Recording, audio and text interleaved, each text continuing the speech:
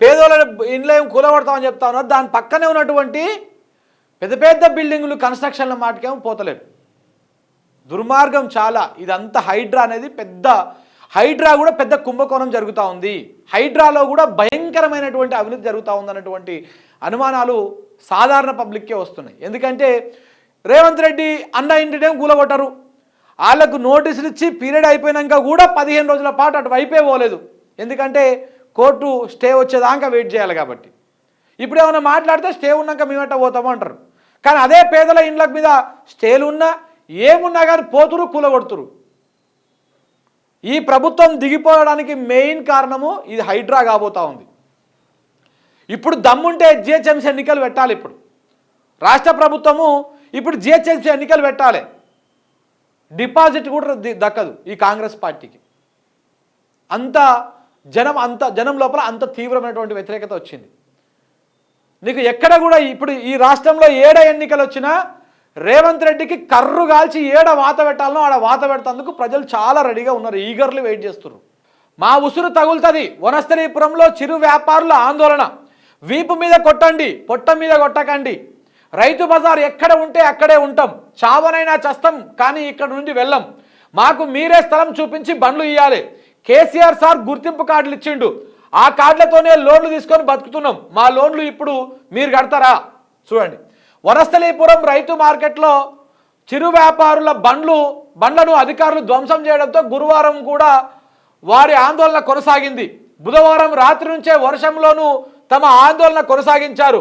30 ఏండ్ల నుంచి రైతు బజార్లో చిరు వ్యాపారులు కూరగాయలు, పూలు పండ్లు అమ్ముకొని జీవనం సాగిస్తున్న తమను రోడ్డున పడేశారని వారు ఆవేదన వ్యక్తం చేశారు. సో ఇట్లా చాలా దుర్మార్గం జరిగింది. మనోళ్ళు అక్కడికి వెళ్ళి స్పెషల్ కవర్ చేసిర్రు. ఆ వీడియో చూపిస్తా మీకు. ఈ ఎన్టీవాడికి సిగ్గెందుకు లేదో నాకు అర్థమైతే లేదు. దేవరా పబ్లిక్ టాక్ రివ్యూ కావాలంట, కానీ వీడికి వచ్చి మాత్రం మైక్ పెట్టాడు. వీడు నీదో ఛానల్, నీదో కథ.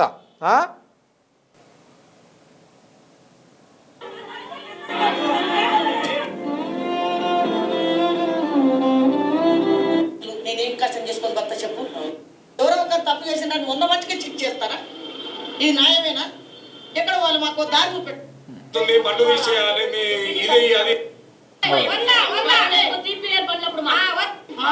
బండ్లు అంటారు, సంపాదించుకుని వాళ్ళకి ఏం తక్కువ అంటారు. నాకు 5 పిల్లలు, ఎవరేం పని చేయలేము. నేను ఒక్కదాన్ని నడిపిస్తున్నా, అట్లో ఇట్లో ఈ దగ్గర తెచ్చుకున్నా. ఇక మళ్ళీ ఇప్పుడు చెప్పకుండా చేయకుండా సడన్లీ మరి వచ్చిండ్రు అందరూ. ఒక బండి 2 బండ్లు అని అందరూ.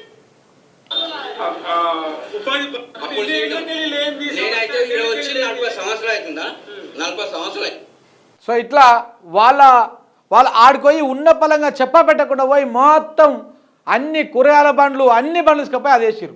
ఇది ఇక్కడ వనస్థలీపురంలో ఇట్లా ఉంటే ఇక చూడండి, కొత్తూరు దగ్గర, ఈయన రంగారెడ్డి దగ్గర, ఇక చూడు.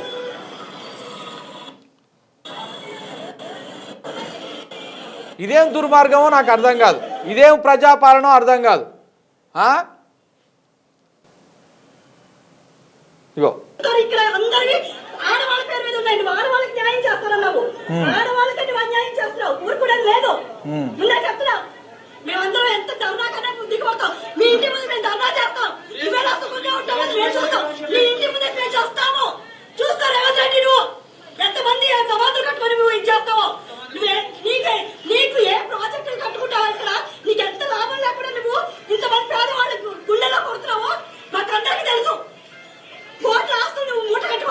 70,000 కోట్లు తల్లి, 1 రూపాయి 2 రూపాయలు కాదు, 70,000 కోట్లు మింగుదామని మూసీ నది పక్కన మూసీ నది ప్రక్షాళన పేరుతోటి 70,000 కోట్లు మింగుదామని దుకాణం ముంగలేసుకున్నాడు. అంతకుమించి ఇంకోటి ఏమి లేదు, ఏం లేదు. 70,000 కోట్లు మింగాలే. ఎందుకు ఈ 70,000 కోట్ల కోసం టార్గెట్ పెట్టుకున్నాయంటే, ఇప్పుడు మంత్రులు ఉన్నారు కదా, ఏ మంత్రి ఆ శాఖల మంచి బలంగా పుష్టిగా మేస్తున్నారు. ముఖ్యమంత్రికి స్కోప్ లేదు, ఏడ కూడా మింగుతానికి. ఇప్పుడు కేవలం మూసీ నది ప్రాజెక్టు ప్రక్షాళన, ఆ మూసీ నది ప్రక్షాళన అనేటువంటి ప్రాజెక్టును తీసుకొని మాత్రమే ఆయన 70,000 కోట్లు టార్గెట్గా పెట్టుకొని అందులో ఏ 10 కోట్లో 10,000 కోట్లో 20,000 కోట్లతోనూ మమ అనిపించేసి మిగతా 50,000 కోట్లు మింగుదామనేటువంటి కార్యక్రమాలకు ఈయన శ్రీకారం చుట్టినట్టుగా అర్థమవుతా ఉంది చూస్తూ ఉంటే. సో కాబట్టి మీకు గతంలో కేసీఆర్ కాళేశ్వరం ప్రాజెక్టు కడితే 80,000 కోట్లు అయింది.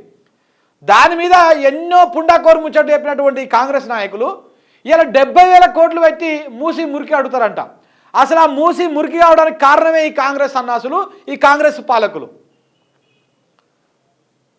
సో దాన్ని మొత్తం సర్వనాశనం చేసింది వాళ్ళే. ఇప్పుడు వాళ్ళే వచ్చి 70,000 కోట్లు పెట్టి మింగుదామని చూస్తూ ఉన్నారు. సో కాబట్టి ఇదంతా కూడా పెద్ద స్కాము.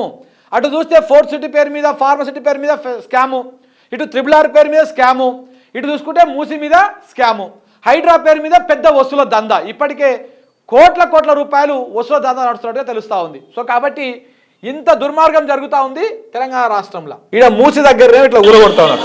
ఇదిగో